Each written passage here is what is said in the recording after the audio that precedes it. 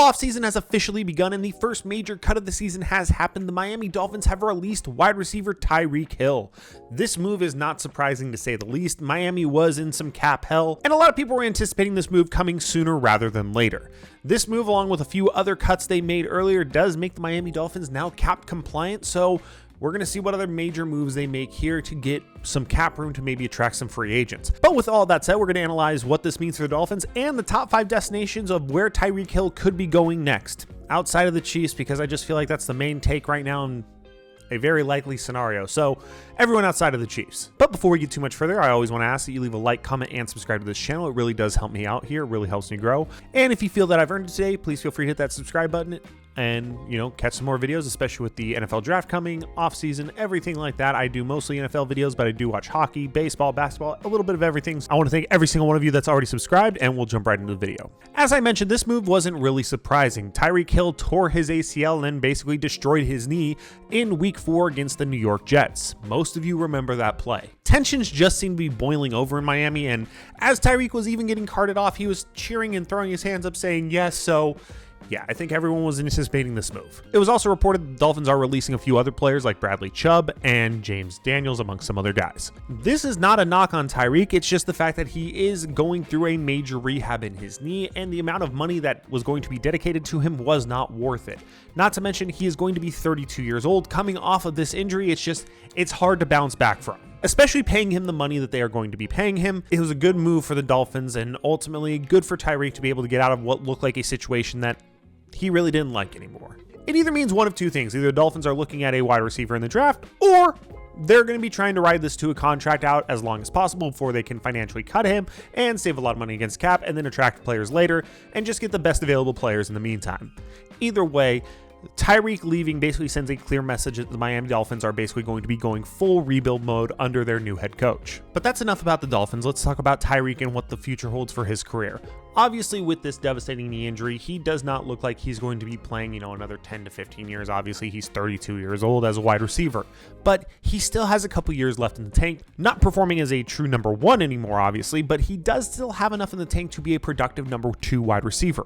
So here are the top 5 places that I think he could potentially be. With an honorable mention, we're going to talk about the Kansas City Chiefs, because yes, this is the most projected take right now. A lot of people anticipate him going to the Chiefs.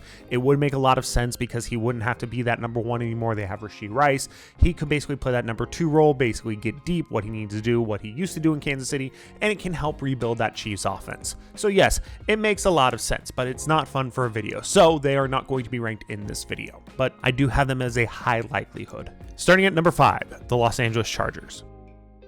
If Tyreek doesn't take a huge step back, he should still have some game-changing speed. With Justin Herbert's arm strength, I think this could be a match made in heaven, not to mention an AFC West reunion and a way for him to play the Chiefs twice a year to basically say, look what you gave up on. So that would be a lot of fun in that sense. But in the Chargers offense, he's going to be going back to McDaniel as the OC, which he may like playing for McDaniel as the OC and just not the head coach, and having somebody like Harbaugh as the head coach directing the ship may change his opinion, because Tyreek still looked good in McDaniel's offense. I think it would just look better as a number 2 with Herbert, who can actually throw the ball to him and throw it deep. I think that would unlock the Chargers offense to the point where they're actually going to be huge contenders, not only in the AFC, but in the AFC West, and possibly giving the Broncos a run for their money in that division. It's not so far out of reach or far-fetched to the point where I don't think it would happen entirely. It's not going to be my first, oh yeah, definitely the Chargers. Number 4, the Las Vegas Raiders. Another AFC West team that could be a huge FU to the Chiefs, but the Raiders are in an interesting situation because they really do need a veteran player to help when they draft that quarterback number 1 overall in Mendoza, and he comes into the NFL. Having a player like Tyreek Hill, who's got speed, who's got experience with not only Mahomes, but Tua Tagovailoa, he's going to know how to talk to this kid and help him out and basically guide him a little bit in his career, and having that for the Raiders would be huge. Another reason, though, is the Raiders' new head coach in Kubiak. He was able to do a lot with Jackson Smith and Jigba, and I think Tyreek will look at that and go, maybe he can do the same for me. Because the Raiders don't have a true number 1 wide receiver, they have Brock Bowers. The thing that Raiders do have going for them, though, is they also have Ashton Jeanty, who's a huge factor in the run game. Genty's going to be able to run the ball, which is going to open Tyreek Hill up later in the game. So I think it's a good match in that sense. I think the system would make sense. I just think the Raiders would be a good destination for Tyreek Hill, again, if he doesn't take a huge step back. Not to mention the Raiders have a ton of cap space, so they could definitely afford him, pay him what they need to. It would be a fun situation. Why I don't think it happens though is I think the Raiders are a little too far away from competing for a Super Bowl, and this being kind of Tyreek's last run. I think he's going to want to go to a team that's definitely ready to contend immediately and ultimately rule the Raiders out. Number 3, the Cleveland Browns. So the Browns are an interesting one because they have another young quarterback situation just like the Raiders would have, except they have it between Shedeur Sanders and Dylan Gabriel, two guys who have now had experience at the NFL level. The Browns make sense because their defense is ready to go. They just need weapons on offense, and then they can actually compete for playoffs, the Super Bowl, everything like that is in their reach if they can get their offense clicking.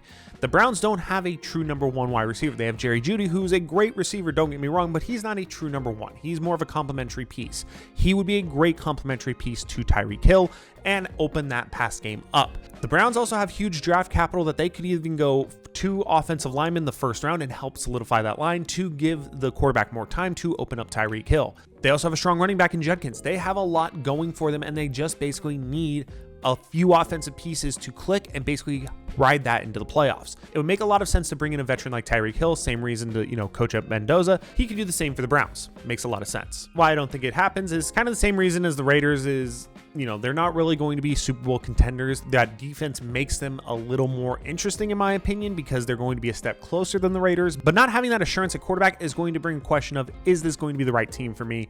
Am I going to be able to win a Super Bowl in the next year or two? And I don't think it is. Number 2, the Carolina Panthers. The Panthers are a team that are in a very bad division, but they do have a major bright spot, and that's Ted McMillan. Bryce Young has been up and down. It's undeniable. Up and down is basically the best you could say for him. Bryce Young likes to overthrow his guys. Having a guy like Tyreek Hill who can basically get downfield a lot quicker, I think that eliminates that problem a little bit and could open up that Carolina offense. The Panthers did win the division this past season, and again, I'm not going to say it's a fluke, but that's a bad division that is going to be getting better. So getting somebody like Tyreek Hill onto the Panthers and using that draft capital to get another blue chip player who can basically plug and play for them will help them become more successful in the future. The reason I think this is more realistic than the Raiders or the Browns is that they are in a better situation to win their division, to guarantee a spot in the playoffs, and basically you just got to make it to get to the Super Bowl. As long as you are in the playoffs, you have a chance to make the big dance. Why I don't think it happens is because the Panthers are one of those teams that they are so up and down and so dependent on Bryce Young. And Bryce Young is that player that you don't want to hate on the kid, you like him, but he's been very inconsistent. He overthrows guys, he misreads things. He is a little shorter, and I do think that plays a factor into him being able to read coverages and things like that. There are some red flags with Carolina that I would understand why Tyreek wouldn't want to go there. And number 1, the New York Giants. If Tyreek does not go back to the Chiefs, this makes the most sense. If you look at the New York Giants as a whole, they're a team that's basically almost ready to go. Their defense is pretty stacked. Their offense has looked much better. They have Jackson Dart now at quarterback. Cam Scatterboo is coming off an injury. They have Malik Neighbors as their wide receiver 1. Adding Tyreek Hill into that mix as their wide receiver 2 would be game changing.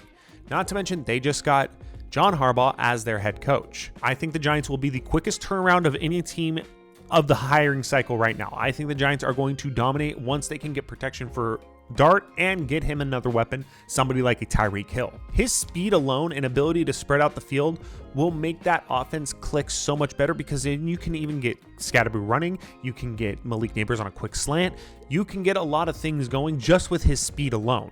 I just think the Giants make way too much sense in a division that's very winnable. You basically have the Eagles, the Cowboys have a few things they need, the Commanders have a few things they need. This is a team that's pretty much ready to go and can compete with the division with the Eagles. That's why I think the Giants make the most sense, and if Tyreek doesn't go to the Chiefs, he should go to the Giants. But let me know what you guys think down in the comments down below. Are one of the teams that I listed, do you agree with me, or do you think there's another dark horse team? Let me know down in the comments down below. I want to thank every single one of you for watching these videos. Make sure you leave a like, comment, and subscribe to this channel. And until the next one, have a good one.